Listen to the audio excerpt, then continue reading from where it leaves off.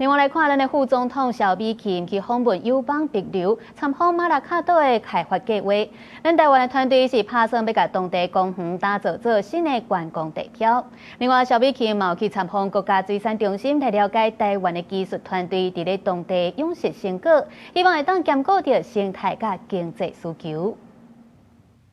日頭光照在帕勞美麗海面，這片美景一向是國際旅客度假天堂。今晚咱台灣甲帕勞合作，要甲觀光自大海伸到陸地。副總統蕭美琴訪問帕勞，去視察外交部營辦計劃重點的馬拉卡島開發，由咱台灣細魚工程規劃，要甲長堤公園變作是觀光的新地標。當人們來到這裡的時候，它會是帛琉的一個新的門戶客廳，並且在海岸旁邊。那看到目前比較簡易的一個游泳啊，還有排球場，將來我們希望它會是一個最浪漫的一個景點，而且是一個 landmark， 在星空底下呈現美好的夜景。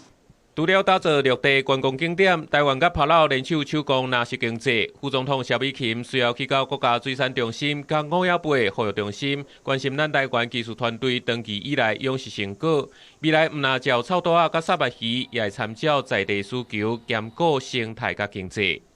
今天早上不管是長堤公園，現在我們世熙工程團隊有一些對於未來的相關的規劃，那這些規劃也會持續跟當地的居民來做溝通也要確保它是符合在地居民的需求。協助友邦佇生態保育甲地發展之間創造永續雙贏，為期5日的別營專案就要告一段落。台灣透過工程甲水產技術加深兩國邦誼，也讓全世界攏看到台灣甲帕勞的交流成果。記者綜合報道。